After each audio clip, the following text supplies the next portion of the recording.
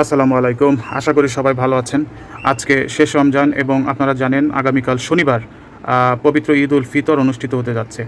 তো ঈদ মানে খুশি, ঈদ মানে আনন্দ। এখন যে বিষয়টা হচ্ছে যে বাংলাদেশের যে সার্বিক পরিস্থিতি আমরা দেখছি যে পরিবহন থেকে শুরু করে বাজারঘাট সব জায়গায় যেন একটা অস্থিরতা বিরাজ করছে এবং দ্রব্যমূল্যের দাম আপনারা কে কেমন কিভাবে দেখছেন একটু কমেন্ট করে জানান। কারণ আমি দেখেছি যে বেশ কিছু জিনিসের দাম বেশ খুবই হাতের নাগালে আছে, যেমন ধরেন আলু, পেঁয়াজ বা যে শীতকালীন যে টুকটাক সবজি এখনও আছে সেগুলো বেশ সহজলভ্য আছে, কিন্তু মানুষের যে বেসিক যে জিনিসটা, যেমন ধরেন তেল, খাবার যে তেলটা সয়াবিন তেল, গ্যাস, এরপরে হচ্ছে মাছ, চাল, হ্যাঁ, মাংস, মুরগি, এই যে জিনিসগুলো যেগুলো আমরা খাই এবং প্রয়োজন পুষ্টির যে সাইডগুলো, এগুলো কিন্তু এখনও অবধি হাতের নাগালের বাইরে রয়েছে। এগুলো প্রচুর দাম, এটা হয়তো আপনারা আঁচ করছেন। এবং আমি কয়েকদিন থেকে বাজারের বিভিন্ন ভিডিও বা এগুলো ভিজিট করে আমি যেগুলো দেখছি যে গরুর মাংস আপনার 800 টাকা থেকে শুরু হয়েছে। তা সেই 800 টাকার যে মাংস সেটা যে খুবই খুবই ভালো গরুর মাংস সেটাও না, এবং সেখানে প্রচুর তেল চর্বি এবং হাড় থাকে। 800 টাকা থেকে শুরু হয়ে বাংলাদেশের বিভিন্ন জায়গায় 1200 টাকা পর্যন্ত গরুর মাংস বিক্রি হচ্ছে বিভিন্ন জায়গায়। এখন যদি হয় গরুর মাংসের অবস্থা, এবং যে ব্রয়লার মুরগিটা বিক্রি হচ্ছে 220 টাকা থেকে 250 টাকা। মানে এইটা ভাবা যায় যে মানুষের ঈদের সময় মানুষ একটু আনন্দ করবে, একটু খাওয়া দাওয়া করবে, মানুষের যে বেসিক যে জিনিসটা, এই জিনিসটা কিন্তু এখন হাতের নাগালের বাইরে।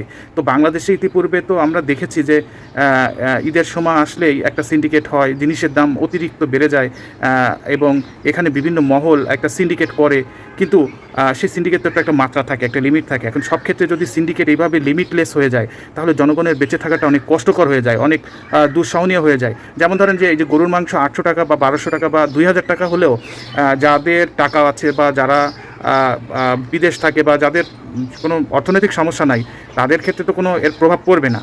হ্যাঁ, তারা যেমন আগে 10 কেজি 20 কেজি কোনো জিনিস কিন্তু এখনও সেটা করবে, বাট যারা নিম্ন আয়ের মানুষ, যারা সাধারণ মানুষ, এই মানুষের সংখ্যাটাই বেশি। তো এই মানুষগুলো কি করবে? একবার কি এই জিনিসটা কেউ চিন্তা করেছে?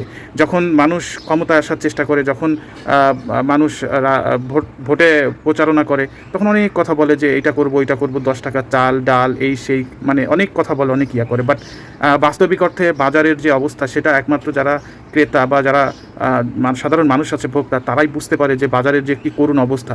কারণ যারা বাজার নিয়ন্ত্রণ করে তারা তো আর বাজারে ওইভাবে আসে না। তারা তো যারা যে সকল বাণিজ্য মন্ত্রণালয় থেকে শুরু করে বড় বড় ব্যবসায়ী আছে, তারা এসির মধ্যে বসে থাকে, 5 তলা 10 তলার উপরে বসে থাকে, তারা সেখানে বসে বসে বাজার নিয়ন্ত্রণ করছে।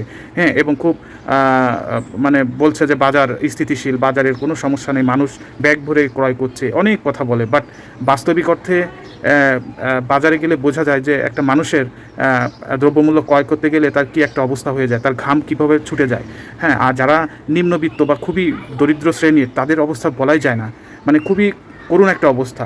ঠিক আছে, তো বিষয়টা হচ্ছে যে এই জিনিসগুলো তো আসলে মানুষের নজর রাখতে হবে। আমাদের তো নয় বিবেক বুদ্ধি মরে গেছে, বাংলাদেশের মানুষের একটা বড় অংশ, আমি সবাইকে বলছি না, বাট একটা বড় অংশের মানুষের যেন বিবেক বুদ্ধি মরে গেছে।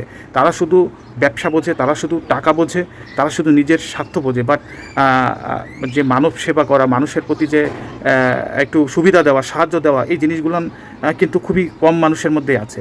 তো এই জিনিসগুলো কিন্তু বুঝতে হবে যে একটা ঈদ বা একটা ফেস্টিভ্যালের টাইম আসলে মানুষের মধ্যে যে একটা আনন্দ উৎসাহ নিয়ে মানুষ সেটা পালন করবে, সেই পরিবেশটা তৈরি করে দেওয়ার দায়িত্ব সরকারের। এবং যারা বাজার বা অন্যান্য যে সকল সড়ক পরিবহনের দায়িত্ব থাকে, মানুষের জীবনযাত্রাকে সহজ করার দায়িত্বও তাদের। এই যে গুরুর দায়িত্ব নিয়ে তারা আসে, তারা কি সেই দায়িত্বগুলো ঠিকমতো পালন করে?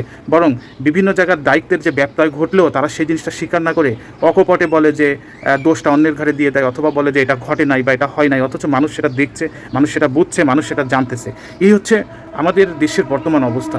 তো ঠিক আছে, তো আপনাদের এলাকার কি অবস্থা, কি বাজারের কি অবস্থা, বা জিনিসপত্রের দাম কেমন, হাতের নাগাল আছে কিনা, দয়া করে কমেন্টে জানাবেন। সবার ঈদ ভালো কাটুক। ধন্যবাদ।